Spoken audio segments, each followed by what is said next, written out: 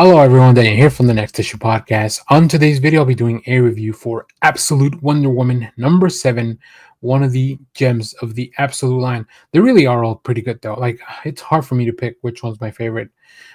This is, of course, written by Kelly Thompson. We also have guest artist Mattia de Ulis, and letters by Becca Carey. This is part 2 of the mini storyline that's going on at the moment. So, yeah, very exciting stuff. I also remember that we have the little Diana story drawn by legendary artist Dustin Nguyen in the back. Those are really fun as well. Just little world building, 1 page, 2 page stories with just some really cute art by Dustin Nguyen. Like, if you know Dustin Nguyen's art and his style and his, like, it's very reminiscent of the little Gotham. But in this main part of the issue, Diana has escaped the underworld once before. Can she do it again? So the last issue was all about Hades just pretty much telling Diana, "You're not getting away again." And of course, this is her moment to try to escape once again. In this moment, Diana and Cersei have always known that it would come, but when the time actually arrives, the price may be higher than one of them is willing to pay. Yeah, I mean, I really love the relationship that has been set up for Diana and Cersei, like just that mother-daughter bond. I think it's great. I think it's Kelly Thompson just knows how to write these emotional beats very well. But also when it comes to Diana just being a straight up badass, like, it's all there on the page. This is really highlighted in this episode. I love Hayden Sherman, but Mattia has such a very distinct art style that feels very cool because, like, okay, maybe Hayden Sherman is what the world looks like outside of the underworld, but then we visit the underworld, and this is kind of how Diana sees things in this moment. So I don't know, it's a really cool tonal shift, which is really highlighted and illustrated by the art that, the different art. So I really enjoy it. It's a story that will have you thinking and trying guessing what's going to happen till the last page. So that's always a lot of fun. So yeah, this was a great 2-part arc. So if you haven't read issues 6 and 7, make sure to go check those out. I guess you'll be, if hopefully you have read 7 by the time you're watching this. But yeah, I highly recommend them. Um, I'm a big fan of the series. I'm a big fan of all the Absolute series. I think in a few months I might have to do like a ranking of them once we have a little bit more. Obviously, we have the first 3 that came out; those have at least 6 issues each of them, and then we have the new 3 in the second wave. So yeah, which I'll be talking about more. You probably have seen the other video for another one of those series that came out today as well. But if you have read Absolute Wonder Woman number 7, let me know what you thought about it down in the comments. Hello everyone, Dan here from the Next Issue Podcast. On today's video, I'll be doing a review for Batman 159. This is part 2 of the Hush 2 storyline. It's written by Jeff Loeb with art by Jim Lee, inks by Scott Williams, colors by Alex Sinclair, letters by Richard Starkings. In this issue, as Hush 2 continues after the shocking events of last issue, Batman must make the hardest decision of his life. We also see Nightwing, Batgirl, and as you can see in the cover, the Red Hood. So yeah, this was another very interesting issue. I'm still a little bit conflicted about this series because a lot of my enjoyment, I think, comes from the nostalgia and just like how cool it is to have the team kind of working back together. And Hush has always been a very compelling character. Hush, the original Hush story is such a classic. Um, I think the story telling is a little bit messy, a little bit messier maybe than the original, because I feel like a lot has to. They're trying to cram a lot into these issues, and maybe if I go back to read the original, it'll be a little bit like that too. I was able to get this nice little ash can for it, which has the first few pages. But then, of course, DC came through with the review. But it's very interesting. I think Jim Lee is exploring some different ways to do some of the art. I've seen Jim Lee's digital stuff, and I feel like he's finally using some of that here in some of these pages where Bruce is having like flashbacks. You may see some of those things across coming in the preview art, but yeah, it's very engrossing still. Of course, as Batman is trying to save the life of the Joker after what happened in the first episode, in the first issue of this Hush 2 storyline, he is confronted by the Red Hood, who obviously has very, very mixed feelings, or maybe not mixed. Maybe he just has opposing feelings. But Batman's code won't allow him to let the Joker die because this will all play into Hush's plan. And I bet that part of Hush's plan was also that Red Hood would come in and maybe try to stop that. So it's very interesting. There's a lot going on. I feel like this story will read a lot better once it's all like in the completed format. So remember, they're planning 12 issues, but they're gonna have 6 issues first, and then first few issues of the story, and then they'll take a break with a different Batman story, and then the story will come back to wrap up later on in the summer, if I'm not mistaken, or maybe later on in the year. So I'm holding on to really judging this very harshly. Like I said, a lot of it comes from just me being a fan of these creators, a fan of the storyline, the original storyline. But I think I do like that. I do like seeing, especially in the black and white version, like Jim Lee and Scott Williams are just such a cool team. Like they're doing some really amazing stuff. Um, like just these are really cool things that we're seeing here. I almost wish they would reprint this in black and white. I think I might. Not that I'm not enjoying it with colors, but sometimes Sinclair's colors don't fully tonally tell the story because it's a very bright palette in a lot of places. So yeah, but overall, still enjoying this. There's a lot of really cool books out there. For me, this is one of them. I don't know that this is for everyone. I feel like this one really is appealing to like a very small a very small cross section of fans of Hush, fans of Batman, and fans of this creative team. So yeah, but if you're reading this along with me, let me know what you thought about this. Hello everyone, Dan here from the Next Issue Podcast. On today's video, I'll be doing a review for Absolute Martian Manhunter #2. This is a new book in the Absolute line from DC Comics, written by Dennis Camp, who is currently has probably three of my favorite series that are out there. Sorted Crisis Events from Image Comics, the Ultimates from Marvel, and then this Martian Manhunter book from DC. What a great time to be a comic book fan, especially if you're a fan of Dennis Camp. This is also with art by Javier Rodriguez, who is doing some super psychedelic style things, like just crazy art all over the page. In the last issue, we of course have that page where you can put it up to the light and you'll see like a really cool illustration. We have a video on the channel talking all about that. And then of course letters by the great Hassan Otsmani Elhau. In this issue, is this all just thought smoke? The other dimensional alien consciousness calling itself the Martian continues its invasion and transformation of John Jones' mind. By the book FBI agent has been drafted into a cosmic war that will make him question the nature of reality and test his belief in good, evil, and free will. The weirdest hero in the absolute universe gets even weirder in this mind-bending issue of Martian Manhunter.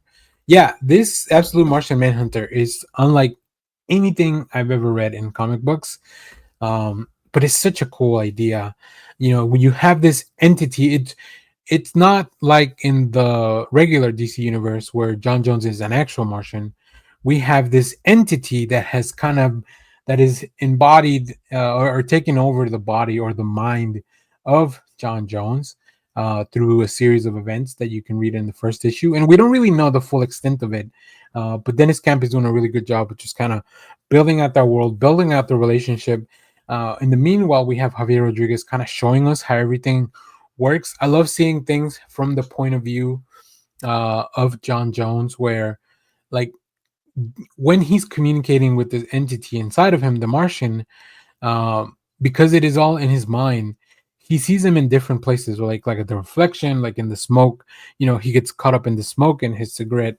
There's just it appears in so many different cool ways. You'll see some of that stuff in the pages, the preview pages as they scroll on through the video. But man, oh man, just like art, unlike so many things. I love Javier Rodriguez. I think his art is very peculiar. It has a very distinct style, and I understand that not maybe for everyone, but man, oh man, they are really hitting it out of the park here. I think this is such a great group, and then the lettering just really because you're the lettering for the Martian is so specific. Because it has to be done in a very distinct style, and then we get clues and like I said, a really big important name or thing is dropped in this issue that I don't want to fully spoil. But when you read that, if you're a fan of the Martian Manhunter mythology, like you're gonna be, I think, very excited. And it is not the chocos, the cookies that he loves. So hello everyone, Dan here from the Next Issue Podcast. On today's video, we're gonna be doing a review for Predator versus Spider-Man #1. This is a new book from 20th Century and Marvel Comics. I was very excited about this crossover. I really have been enjoying all the Predator versus. We have Black Panther, Wolverine. So Spider-Man is a very interesting transition. I talked a little bit about it with my buddies over at the I Read Comic Books podcast. It will be on their Patreon, so I'll put all the links to all that if you want to check out that conversation. So this is written by Benjamin Percy with pencils by Marcelo Ferreira, inks by Jay Liston, colors by Frank Darmada, and letters by Clayton Cowles, with a very cool cover. The main cover is by Paulo Siqueira and Yen Nitro. The cover that I picked up is by Pepe Larraz and Marte Gracia, who Pepe Larraz is the current artist on Amazing Spider-Man. So yeah, I really, really love this design of the cover. So what is this book about other than Spider-Man fighting the Predator? In this issue, target Spider-Man in Predator's grittiest series yet. In Predator vs. Wolverine, we saw a single Predator stalk the Earth's greatest prey, the killing machine Wolverine. In Predator vs. Black Panther, the Jauta invaded Wakanda and nearly dethroned the king. Now, Benjamin Percy turns his twisted brain to Marvel's most beloved property, Spider-Man. A heat wave sends New York into a blackout, and Spider-Man on patrol as tempers boil across the city, but beneath its grimy sewers and subways lurks a threat unlike anything Peter has ever faced before. Introducing Skinner, a predator of no honor, no clan, only thirst for blood, exquisitely rendered by superstar artist Marcelo Ferreira. Yeah, this book is gnarly. So let's talk about the art since we kind of brought that up. This book is very gritty, bloody, violent. Yeah, this new Predator they've introduced, oh my goodness, unlike anything I have seen or read before.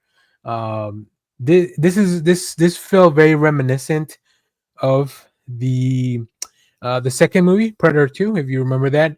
That one's set in LA, but it's also very, you know, dark and gritty type of environment. The city's also going through a heat wave.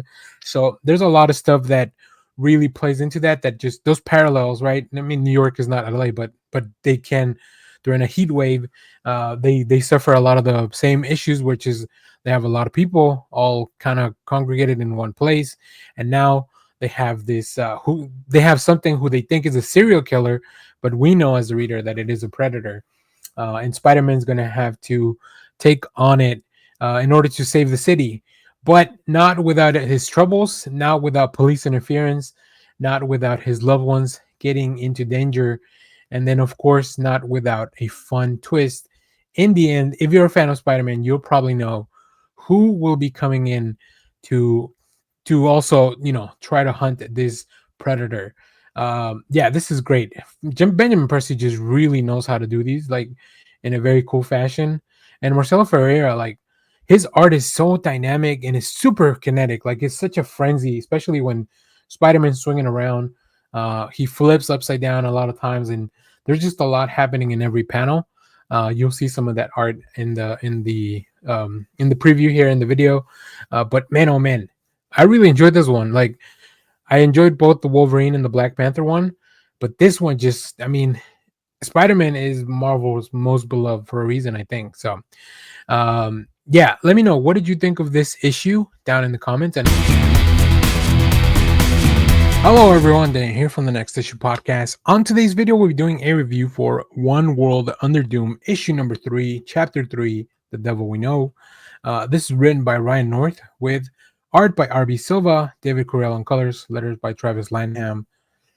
In this issue, the Avengers have faced Doom, but Earth still needs avenging, and it's not just the heroes who dislike having Doom in charge. So heroes and villains unite against Doom, as we saw at the end of the last issue. Intend on taking him down once and for all, but that's not all.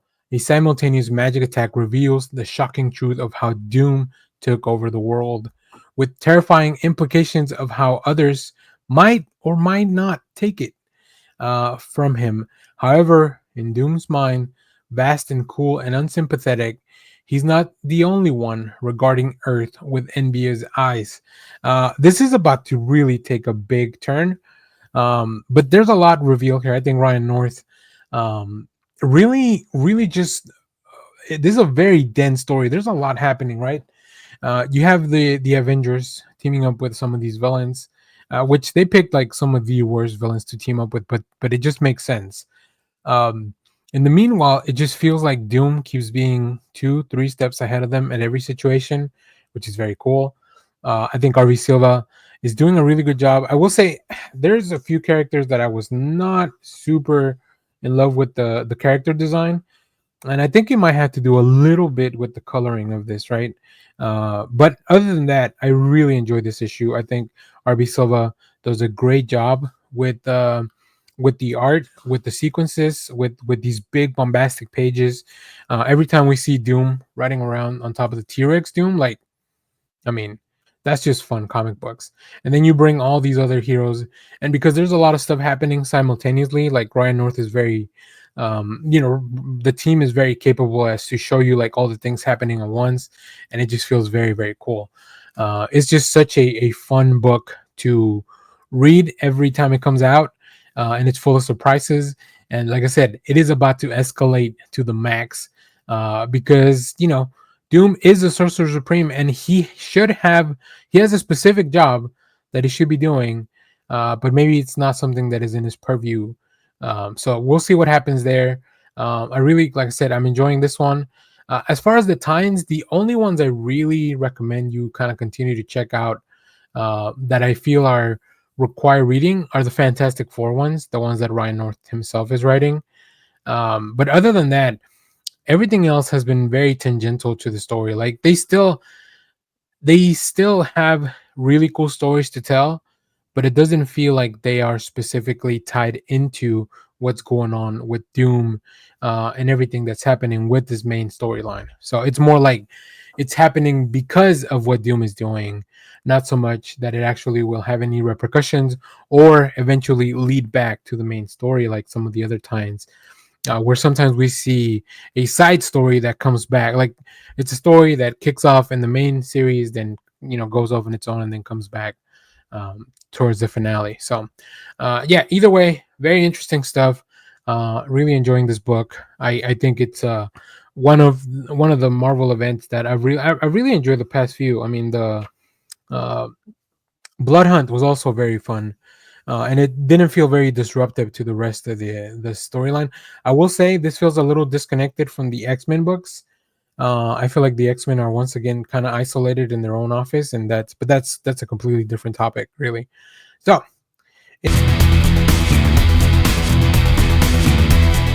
hello everyone, Dan here from the Next Issue Podcast. On today's video, I'll be doing a review for The Amazing Spider-Man number 2. That's right, I went ahead and just got the second one. I'm still reading this series, and I'm very, very excited after how much I enjoyed the first issue. This is written by Joe Kelly, with art by Pepe Larraz, colors by Marte Gracia, letters by Joe Caramagna.